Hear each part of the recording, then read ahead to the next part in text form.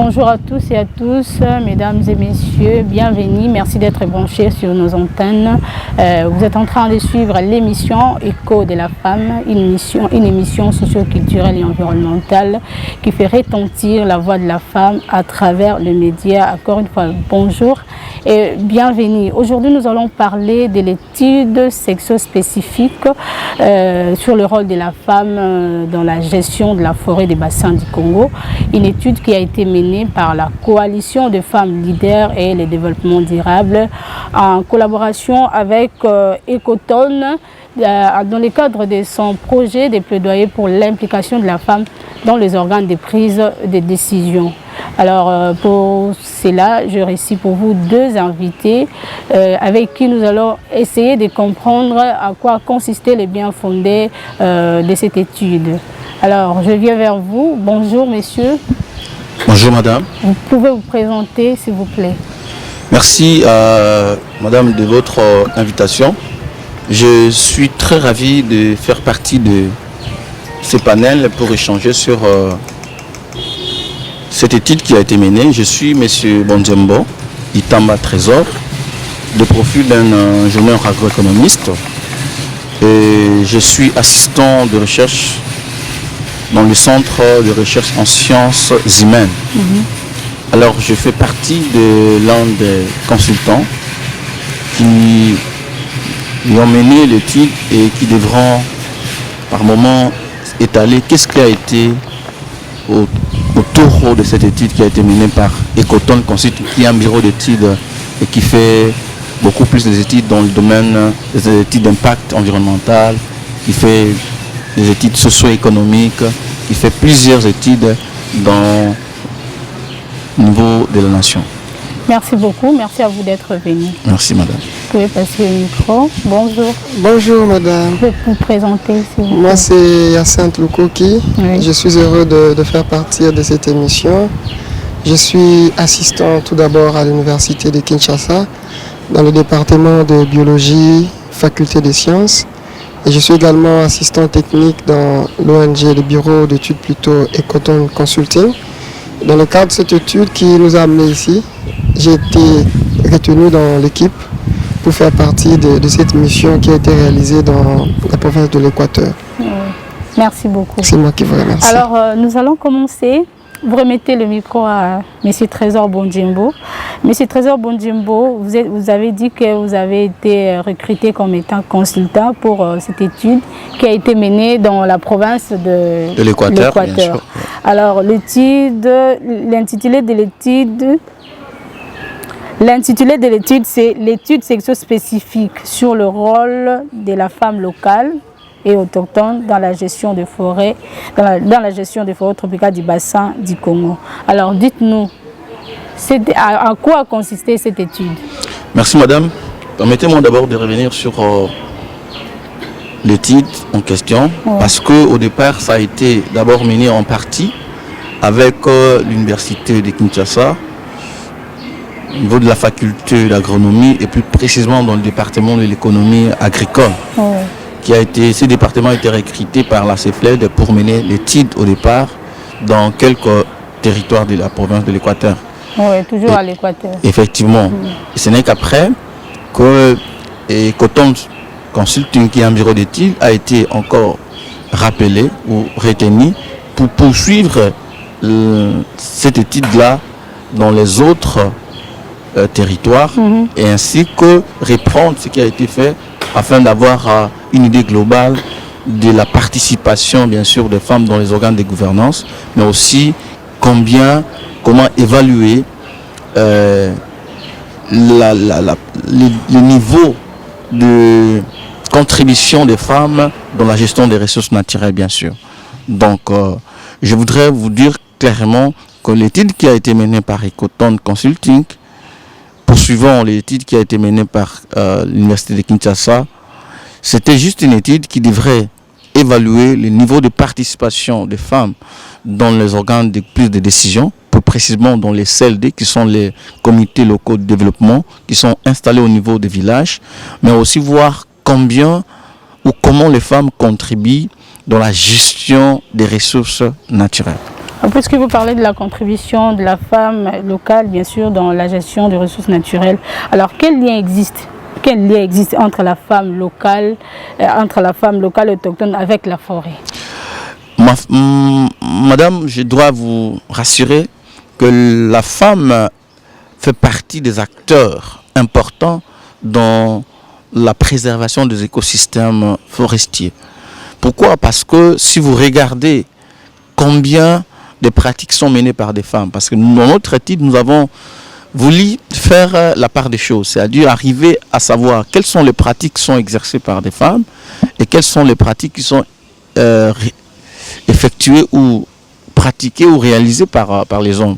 Et quand vous faites la différence, vous vous rendez compte effectivement que les pratiques qui sont exploitées par les hommes sont des pratiques qui vont dans le sens de constituer une pression sur les ressources forestières, par exemple. Par contre, la femme, elle est beaucoup plus dans des pratiques un peu plus simples. C'est-à-dire, les femmes sont là pour collecter, surtout les femmes autochtones pygmées. Elles n'interviennent pas au premier rang dans la pression des ressources naturelles parce que leurs pratiques ne sont pas des pratiques allant dans le sens de détruire les écosystèmes.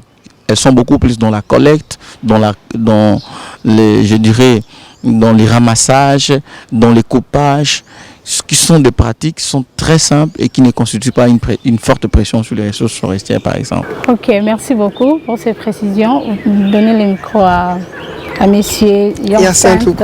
Alors, je voudrais que vous puissiez nous éclairer un peu sur les activités que vous avez menées, qui ont été menées là-bas dans différents territoires que vous avez réalisé cette étude. Merci beaucoup, madame. Je pense que je vais essayer de revenir un peu sur une petite histoire. Un jour, j'étais dans un espace protégé et on nous a présenté les animaux et tout. Mais à la fin, avant de sortir, le monsieur nous a présenté une petite cellule là. Et il y avait un miroir à l'intérieur. Et quand nous sommes entrés, on était nous-mêmes face au miroir. Il nous dit que c'est l'animal le plus dangereux du monde.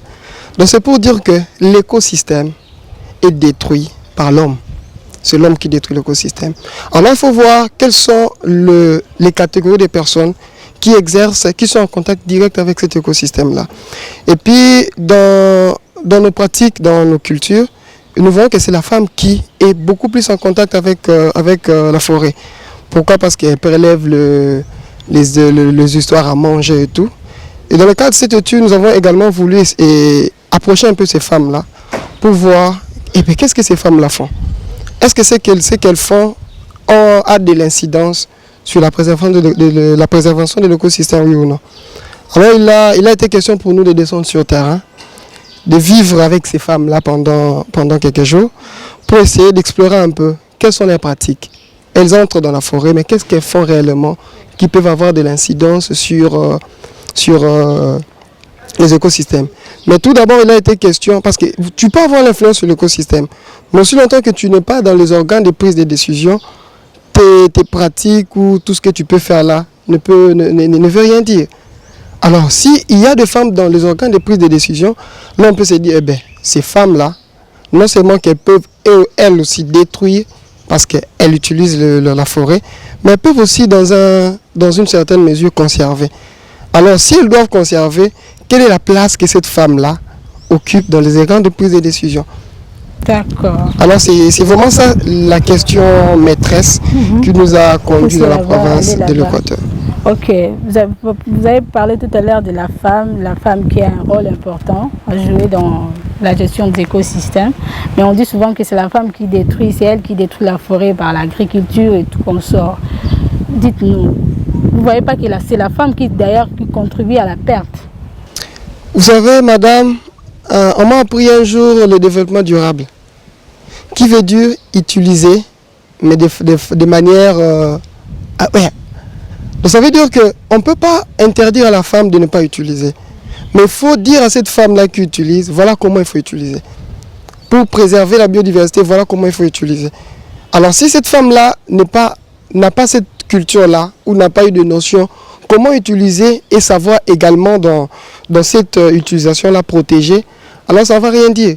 Dire à la femme de ne pas utiliser les ressources, ça n'a pas d'importance. il faut dire à cette femme-là, voilà comment il faut utiliser et voilà comment il faut préserver. Ok. Alors, puisque nous parlons toujours des pratiques et des femmes qui vont dans le sens de préserver les écosystèmes, la diversité biologique, alors dites-nous, quelles sont ces pratiques que ces femmes font là-bas qui sont dans le sens de préserver les écosystèmes, qui vont dans le sens de préserver les écosystèmes? Ils sont dans le sens de préserver ou bien de détruire. Non, parce que vous avez dit que la femme a un rôle important. C'est-à-dire qu'elle a aussi des pratiques qu'elle fait qui préservent la forêt ou qui préservent les écosystèmes. Il y a aussi d'autres qui sont destructrices. J'aimerais, si vous me le permettez, en fait, de changer un peu le sens de votre question. Donc en fait, la femme exerce ses activités normalement. Et aussi longtemps, je pense que cet aspect-là, nous le parlerai un peu plus tard. Mais ce sont d'abord des femmes autochtones qui sont au niveau des provinces, qui sont tout petit peu reculées en termes de technologie, en termes de tout. Donc ça veut dire que ces femmes-là n'ont pas vraiment l'instruction que nous avons actuellement pour préserver. Parmi les activités que ces femmes-là font, je peux donner l'exemple, il y a des feux de brousse, parce qu'ils font de l'agriculture. Tu ne peux pas faire l'agriculture, tu viens comme ça et tu trouves un espace déjà préparé, tu commences à faire ton agriculture. Non, ces femmes-là commencent d'abord par couper les arbres, ils brûlent aussi des fois, c'est certains arbres. On dit la bataille, c'est fait par les hommes. Exactement, par les hommes. Ce sont en fait... vous devez savoir que moi j'ai vécu dans le Congo central. J'ai vécu dans le Congo central. Je n'ai pas vraiment passé trop de temps dans la province de l'Équateur pour observer ces pratiques-là. Mais dans le Congo central, il y a des femmes qui font le charbon.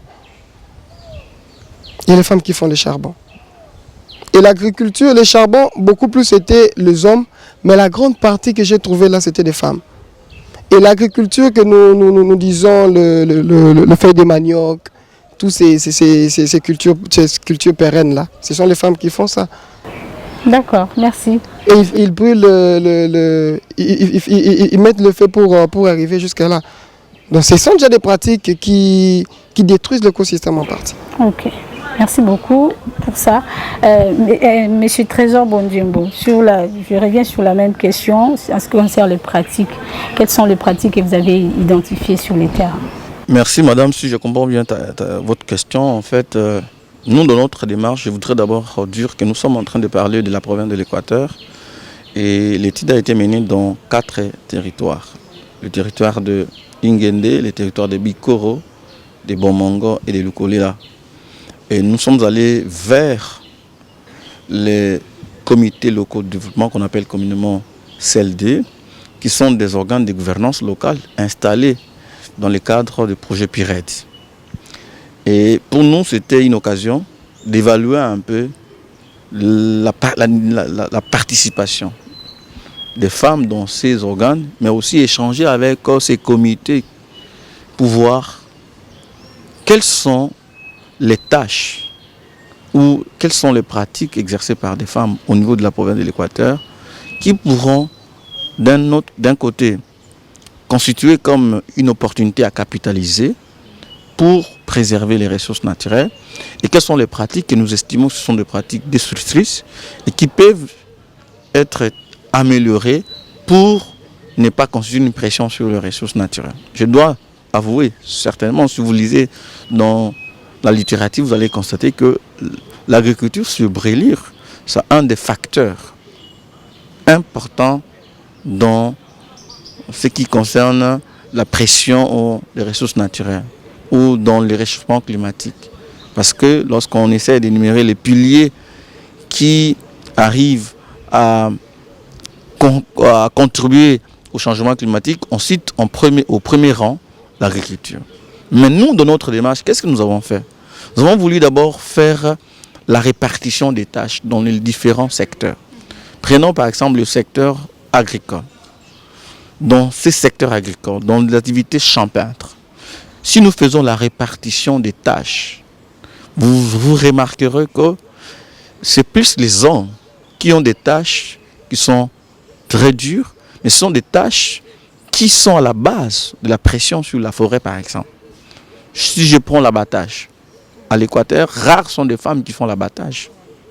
Donc 80% ou même 90% des hommes constituent une catégorie d'acteurs qui sont à la base de la destruction de la forêt. Si nous prenons l'aspect de l'agriculture. Dans la répartition des tâches, vous allez voir que les tâches, par exemple, sur la semis cultivée, ce sont des tâches qui sont réservées aux femmes. Le prélèvement des bois, le prélèvement des produits forestiers non lignés, ce sont des pratiques ou des tâches qui sont réservées beaucoup plus aux femmes. Donc dans cette démarche-là, nous avons décelé que si on faisait la répartition des tâches, c'est beaucoup plus les hommes qui seraient les auteurs ou les acteurs de la destruction des écosystèmes forestiers. Mais par contre, les femmes seraient beaucoup plus des acteurs qui préserveraient par le fait que les tâches qui leur sont réservées sont des tâches qui ne constituent pas une forte pression sur les ressources. Effectivement, si on pouvait capitaliser certaines tâches ou certaines pratiques qui sont exercées par des femmes, nous gagnerions en termes de diminution de la pression sur les ressources naturelles. Vous comprenez? Donc, globalement, oui, les hommes, nous sommes des acteurs qui détruisent les écosystèmes. Mais dans la répartition des tâches, nous remarquons que c'est beaucoup plus les hommes qui sont en avant-plan. Parce que les tâches qui sont exercées par des femmes, ce sont des tâches beaucoup plus qui conservent, qui protègent, qui préservent les écosystèmes. Je vous donne l'exemple des femmes autochtones, par exemple. Une femme autochtone, chaque jour quand on se lève le matin, elle est là, soit pour aller collecter les champignons, aller collecter les chenilles, soit pour tirer quelques produits forestiers non lignés, ça peut être les Gniotum africains, les Fumba qu'on appelle communément. Vous voyez, donc, mais un homme, par exemple, lorsqu'il arrive devant un arbre qui est haute, un arbre haute de chenilles, qu'est-ce que l'homme fait? Il abat cet arbre-là. Vous voyez? Donc, dans cette répartition des tâches, nous remarquons beaucoup plus les hommes qui sont en avant-plan dans la destruction, et l'étude a révélé ces aspects-là. Nous estimons que les femmes sont ou constituent une catégorie des acteurs qui peuvent aider à la préservation des ressources par leur pratique. Est-ce que, est-ce que les femmes locales autochtones, elles n'accomplissent pas ces tâches-là parce qu'on les a attribuées? Peut-être si aussi elles jouaient le même rôle que les hommes, elles allaient aussi contribuer aux différentes pertes et à la destruction des écosystèmes. Merci madame pour ta question, je comprends bien ta question. En fait, nous avons examiné aussi cet aspect des choses dans notre étude. Nous avons voulu voir, est-ce que cette répartition des tâches ne leur a pas été imposée? Et quand vous questionnez les acteurs qui étaient autour de nous, ces acteurs vous disent clairement que c'est quelque chose qui vient depuis les ancêtres. La répartition des tâches, ce n'est pas aujourd'hui qu'on a commencé à vivre, mais c'est quelque chose qui est de culture. À l'Équateur, dans la plupart des territoires, vous allez réaliser le pesanteur, je dirais, le pesanteur des us et coutumes. Donc les pratiques coutumières sont des pratiques qui sont en train de dompter un peu certaines capacités ou certaines potentialités des femmes. Ce qui fait en sorte que pour qu'une femme arrive à abattre un arbre, c'est quelque chose qui serait étonnante au niveau de la classe sociale, au niveau rural. Vous voyez, donc il y a certaines tâches, les femmes n'osent pas les faire parce que ça va de leur culture. Si elles osent faire ça, ça serait un scandale même au niveau de la culture. Voilà un peu. Je pense que la culture contribue aussi dans l'agissement, dans les réflexes et dans les comportements de ce que les femmes font. Alors, sur cette même question, je voulais aussi revenir. Alors, vous étiez sur le terrain, c'est-à-dire que vous avez identifié les rôles principaux de la femme dans tous les différents territoires où vous avez travaillé. Alors, quelle est vraiment la femme dans les comités de développement? Quelle place qu'elle occupe pratiquement? Merci madame. Je pourrais peut-être me faire compléter par mon collègue enceinte. Dans l'étude, nous avons découvert que dans la majorité des cas ou dans l'ensemble de celles des consultées, les femmes occupent toujours de postes qui sont des postes, je dirais, qui ne sont pas des postes clés. Par exemple, pour être présidente dans CLD, ce n'est pas facile. Je dis tantôt ici que la culture a une influence énorme sur ce que les femmes font. Donc, vous allez vous rendre compte que même au niveau de la responsabilisation ou des postes de responsabilité au niveau des CLD, rares sont des femmes qui sont des présidentes. Les femmes occupent beaucoup plus des postes tels que caissières, tels que chargée de conservation, quelque chose comme ça. Mais vraiment, à 80%, ce sont des hommes qui viennent en tête en ce qui concerne les postes de président. Mais au niveau des autres postes, vous trouverez quand même certaines femmes qui sont là et qui arrivent à porter leur contribution. Mais je note que dans l'étude, c'est beaucoup plus les postes je dirais, de second plan. Poste de second plan pour les femmes. Effectivement. Chère enceinte, vous pouvez renchérir. Merci beaucoup madame pour la question. Je pense que l'ingénieur Trésor a essayé d'affleurer un peu cette question-là. Mais seulement un peu de curiosité, c'était dans le territoire de Bomongo où nous avons vu une femme présidente dans un CLD, si je me rappelle bien, dans le territoire de Bomongo. Bon, selon le questionnaire qu'on avait essayé d'élaborer, apparemment il y avait d'autres CLD avant. Mais quand il fallait redynamiser ces CLD-là, le président qui était là apparemment n'était plus, il fallait remplacer. Et la femme qui était maintenant remplacée comme présidente. Mais dans la majorité de CLD dans tous les autres territoires, les femmes étaient toujours au second plan. Mais au second plan, de manière générale, on ne les imposait pas. Parce qu'on essaie aussi de sonder pour voir, mais pourquoi est-ce qu'ils sont toujours au second plan? Certaines femmes disent que non, bon, ils ne pouvaient pas postuler, elles avaient peur de postuler. Vous avez aussi échangé avec les femmes. Exactement, c'est avec les femmes qu'on a entretenu. C'est avec les femmes qu'on s'est entretenu. Et la majorité, parce que c'était l'élection, en fait, c'était pas une nomination, c'était une élection. Il fallait postuler et puis on vote. Quels étaient les critères de sélection? Les critères, c'était des critères assez simples. Il fallait quand même savoir parler, savoir écrire. Je pense que c'était ça. Et la majorité des femmes ne remplissaient pas ces critères-là. Donc, c'est-à-dire que beaucoup de femmes ne connaissent pas écrire. Exactement. D'ailleurs, le niveau d'études faisait partie des éléments clés. Je pense que c'était 3 éléments.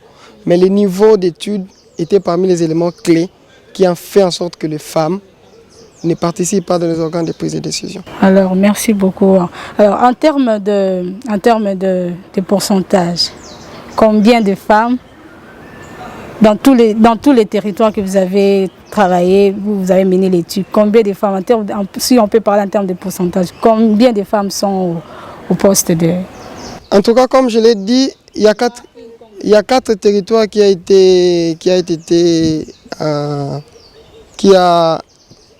a bénéficié de l'étude. Dans le territoire de Beaumont, comme je l'ai dit, il y avait une présidente et je crois encore il y avait une vice-présidente. En termes de pourcentage, je dirais moins de 10. Moins de 10. C'est catastrophique. Exactement, c'est vraiment catastrophique. Parce qu'il y a un élément encore que je veux ajouter. J'ai trouvé ça un peu curieux. À part les niveaux d'études, il y avait aussi les complexes. Les complexes d'infériorité. Les femmes, ça, c'est un carré. La majorité de femmes qu'on a eu à interviewer, la majorité avait un problème de complexe d'infériorité. Et troisièmement, c'était aussi les mariages. Les mariages dans quel sens? La majorité des hommes ne laissaient pas facilement leurs femmes. Parce que le CLD, ce n'était pas seulement question d'être président de CLD. Parce qu'il y a des réunions qu'il tenait. Alors il fallait être là. Pendant les réunions, il fallait être là. Alors, le fait d'être femme au foyer, s'occuper des tâches ménagères, ne permettait pas à ces femmes-là d'accéder facilement à... Et aussi, en partie, l'imposition des hommes. Ok. Dans certains CLD, on nous a dit que les hommes étaient des dictateurs. Merci beaucoup. Merci. Merci beaucoup pour ces éclaircissements très pertinents. Je reviens vers M. Trésor Bontimbo. Oui, madame. Alors, j'avais une question de savoir quel a été l'impact de l'étude. Est-ce que l'étude a seulement consisté à analyser le rôle de la femme dans les comités locaux de développement, ou il y avait aussi un objectif après avoir analysé le rôle de la femme? Il y a des choses qui sont prévues pour réveiller la femme. Peut-être quand vous avez dit les problèmes de complexes, les coutumes, est-ce qu'il y a eu des choses où vous avez fait pour aider aussi cette femme-là à remonter un peu? Bon, en fait, madame, cela n'a pas été vraiment dans nos attributions. Nous, en tant que consultants, nous sommes allés faire une étude pour diagnostiquer les problèmes. Savoir, est-ce que les femmes participent aux organes de gouvernance locale? Est-ce que les femmes contribuent à la préservation des écosystèmes? Mais l'étude a une finalité. Effectivement, je suis en train d'arriver. Alors, l'étude permet quoi? L'étude permet à la CEFLEL, qui est l'organisation qui nous a demandé de mener cette étude-là, d'avoir des éléments. Et ces éléments-là seront utilisés pour mener des plaidoiries. Parce que la finalité, c'est ça. D'ailleurs, dans notre étude, nous sommes en train de finaliser. Nous avons déjà reçu d'ailleurs des feedbacks d'un revue scientifique qui devrait publier l'étude-là. Et les résultats qui seront publiés seront formulés sous forme d'un nom de plaidoirie. Et ce nom de plaidoirie sera utilisé par la CEPLED pour toquer par-ci par-là et voir comment changer la situation. Parce que une des raisons, par exemple, aujourd'hui l'étude dévoile qu'il y a des obstacles allant dans le sens des études. On établit les critères pour être président d'un CLD, mais déjà nous savons tous qu'au niveau rural, c'est 80% des femmes qui n'ont pas étudié. Donc le taux d'alphabétisme est élevé au niveau rural. Alors, comment faire en sorte que ces problèmes soient résolus? Donc, l'étude donne des recommandations pour dire qu'il faut travailler sur, par exemple, l'éducation des femmes. Deuxième élément, l'étude recommande à ce que la CEFLEL puisse travailler sur la mise en place des clubs d'écoute. Au travers des clubs d'écoute, on peut arriver à travailler sur la conscientisation et surtout sur la sensibilisation des femmes qui se laissent par moments reculer alors qu'elles peuvent par moments postuler et arriver à intégrer ces sphères de décision. Parce que déjà, si la femme décide et qu'elle participe au niveau des instances de décision, elle peut défendre certains droits. Mais si elle n'arrive pas à décider, si elle ne participe pas à la prise de décision, comment défendre ces droits-là? Vous voyez, elle sera toujours à la traîne et ce n'est pas bien.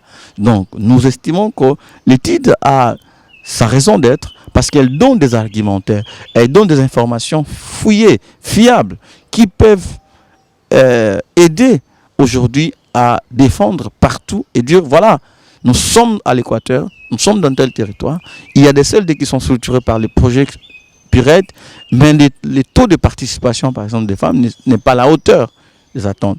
Ou les postes qu'occupent les femmes sont des postes qui les laissent à la traîne. Il faut faire un effort qui est un jour les femmes présidentes de CLD, par exemple. Et lorsqu'il faudra décider sur la ressource naturelle, vous savez, l'un des rôles d'un CLD, c'est quoi? C'est par exemple produire le plan de développement local. Alors, lorsqu'on produit, on élabore un plan de développement local et que les femmes ne sont pas là, vous savez, des spécificités des femmes ne seront pas prises en compte. C'est ainsi qu'il faudra faire des efforts pour que dans ces instances de prise de décision qui sont au niveau local, que les femmes intègrent, que les femmes accèdent.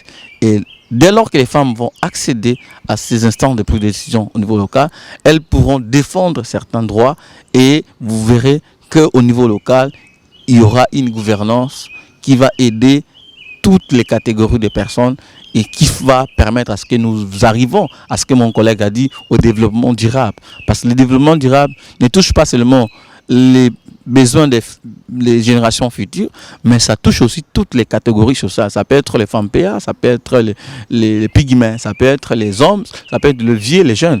Voilà un peu merci beaucoup, merci surtout pour cette recommandation, elle est très pertinente. Alors, chers téléspectateurs, nous tendons déjà vers la fin. Je voudrais que vous reteniez cette étude. La CFLED ne travaille pas seule, elle est soutenue financièrement et techniquement par la Rwanda Forest Foundation et RFN qui est son partenaire et qui les a aidés à mener, à réaliser les activités sur cette étude. Alors, nous sommes en train de chuter. Je reviens vers vous, Yansante. Alors, donnez-nous un peu, comment les femmes elles-mêmes ont accueilli cette activité, ce projet, quand vous étiez sur le terrain. Quelle a été leur réaction? Comment elles ont accueilli ça? Les femmes étaient vraiment motivées.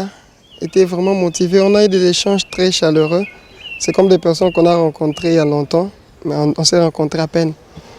Elles ont vraiment aimé et je me rappelle à la fin de chaque entretien plutôt, les femmes n'hésitaient pas de nous dire qu'on a besoin d'être formées. C'est ce qu'elles nous disaient. Elles ont elles-mêmes reconnu que le niveau d'études, les complexes, parce que le complexe c'est la conséquence du niveau d'études, beaucoup plus. Ce qui fait qu'elles n'aillent pas aller étudier parce que ne peuvent pas. Exactement. Ouais. Et aussi, on a aussi constaté quelques éléments. Quand on disait que non, on a besoin des femmes, il y a certaines femmes qui s'écartaient d'elles-mêmes. Pourquoi se le disaient? Parce que les femmes vous voient avec de cahiers, avec des papiers, se disent que non, là, ils vont écrire, ils vont parler français, ils vont faire ça. Déjà, elles-mêmes se sentent complexées. Vous voyez? Mais il y a certaines femmes qui étaient quand même, qui se sont ouvertes envers nous, qui ont dit qu'ils ont besoin de la formation, ils ont besoin de remonter leur niveau. D'autres ont dit que non, elle n'a jamais été sur le banc de l'école et ce n'est pas à 40 ans qu'elle va regagner le banc de l'école. Mais quand même quelques formations qui leur permettent de s'actualiser, qui leur permettent de remonter un peu leur niveau. C'est vraiment ce qui a été leur recommandation. Alors, une dernière question, je ne sais pas si c'est lui qui va répondre. En termes clairs, pour éclairer les téléspectateurs, vous puissiez nous dire en un mot le résultat global de l'étude. Les résultats globaux de l'étude, je les résume en quelques phrases. Je ne sais pas si c'est en une phrase. La première phrase est que la majorité des femmes de 4 territoires que nous avons étudiés, la majorité des femmes ont un problème de niveau d'études. Le niveau d'études est très bas. Et deuxièmement, ces femmes-là n'occupent pas de postes clés dans leur CLD. Et ce n'est pas seulement dans leur CLD. Parce que nous avons essayé aussi de voir au niveau des villages, est-ce que ces femmes-là aussi participent? Et dans les discussions au niveau des villages, dans des réunions, est-ce que ces femmes-là participent? Et la majorité de ces femmes-là ne participent pas. Et troisièmement, je l'ai dit tantôt, le complexe d'infériorité, c'est un problème majeur qui ronge les femmes de ces 4 territoires, de celles inventoriées. Et troisièmement, je l'ai dit, c'est la pression des hommes. Certains hommes ne laissent pas la liberté à ces femmes-là de s'exprimer librement. Vous voyez, quand une femme est mariée, dans notre culture africaine, la femme est sous l'autorité de son mari. Alors si le mari ne donne pas trop de liberté pour pouvoir s'exprimer, et la femme reste fermée. Et c'est en quelque sorte les résumés de notre étude. Les résultats de l'étude. Monsieur Trésor, vous pouvez renchérir sur ça. Merci madame. Je voudrais d'abord commencer par vous remercier pour cette opportunité que tu nous accordes. Permettez-moi de vous tutoyer. Parce que ça nous permet d'éclairer un peu la lanterne sur le niveau de participation des femmes dans les organes de prise de décision. Nous estimons que les femmes ont quelque chose à donner, pas seulement au niveau local, mais à tous les niveaux. Mais la base, c'est au niveau local. Et le problème, c'est quoi? Comme l'a dit mon collègue, c'est le problème du niveau d'instruction de ces femmes-là. Parce qu'une femme instruite, elle est à mesure de défendre ses droits. Nous ne disons pas que les femmes instruites rejettent la culture, non. mais elles sont à mesure, les femmes sont à mesure de dire non. Dans tel aspect, je pense que je peux. Globalement, l'étude, qu'est-ce que l'étude nous donne? En termes de participation, imaginez-vous, madame, dans l'ensemble de notre échantillon, nous n'avons trouvé que 3,3% de femmes parcelle D. 3,3% parcelle D. Pourtant, si vous lisez même la loi sur la parité, on parle de 50-50, on donne la chance à tout le monde, 50-50.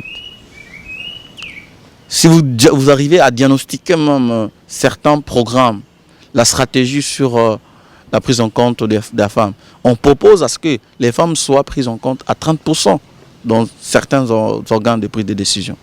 Mais les taux de participation, c'est à 3,3%. Vous remarquez, c'est vraiment... le travail est grand, qu'il faut vraiment des efforts à fournir pour améliorer cette situation. J'ai dit tantôt le problème du niveau d'études, du niveau d'instruction. Si l'ensemble des femmes consultées, 58% des femmes sont d'un niveau primaire. Donc les femmes qui participent aux organes de prise de décision, imaginez-vous, 58% sont du niveau primaire. Vous voyez déjà la difficulté, le défi est énorme. C'est ainsi que nous estimons qu'il faudra travailler dans ce sens pour voir comment améliorer les niveaux d'instruction, mais aussi encourager les femmes à aller vers ces organes de prise de décision. Pour les sensibiliser. Effectivement. Et en dernier lieu, certes, nous pouvons capitaliser certaines tâches ou certaines pratiques qui sont exercées par les femmes pour arriver à atténuer un peu la pression sur les ressources naturelles. Il y a des pratiques, si nous arrivons à bien diagnostiquer ça, nous pouvons voir comment les capitaliser pour réduire la pression sur les ressources naturelles. En passant, est-ce que vous avez identifié ne fût-ce que quelques pratiques que font les femmes pour préserver les écosystèmes? Est-ce qu'il y a ces pratiques-là? Oui, j'ai ici parlé par exemple sur les prélèvements de chenilles.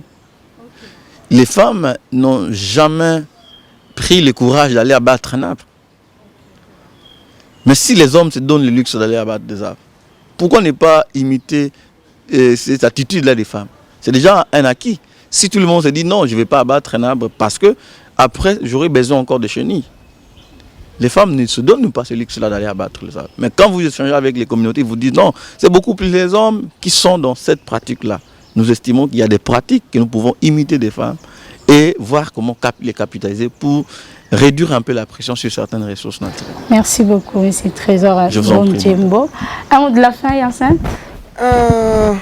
Je tiens d'abord à vous remercier. C'était quand même important d'échanger un peu avec vous pour éclairer la lanterne, comme l'a dit mon collègue. C'est assez important. Je pense que cette étude ne doit pas se focaliser sur une seule province. Quand on parle de peuples autochtones, on parle de communautés locales, ce n'est pas seulement la province de l'Équateur. Ça doit se généraliser. Et d'ailleurs, moi, je parie même que le pourcentage qu'on a essayé d'obtenir, c'est encore beaucoup plus faible dans d'autres provinces. Donc ça montre vraiment que la formation, la sensibilisation, ce sont des éléments très capitaux que nous devrons prendre en compte afin de relever les niveaux de ces femmes. Elles sont importantes dans la préservation de nos écosystèmes. Elles sont très très importantes. Mais comment bénéficier de leur importance? Il faut leur informer, il faut leur instruire, il faut leur sensibiliser. Ce sont des éléments qui peuvent nous permettre d'avoir des bons résultats de leur part. Donc je pense que c'était très important de traîner un peu dans cette émission. Merci. Afin d'éclairer un peu dans le terme. Merci à vous, merci à M. Trésor Djembo, merci beaucoup, à Hyacinthe Lukoki. Merci d'être venu. Chers téléspectateurs, nous sommes à la fin de cette émission. Si vous nous avez pris en retard, nous avons parlé de l'étude section-spécifique du rôle de la femme dans la gestion des forêts des bassins du Congo et son rôle dans le comité local du développement. Alors, nous allons nous retrouver très prochainement pour un autre numéro. D'ici là, portez-vous bien. Au revoir.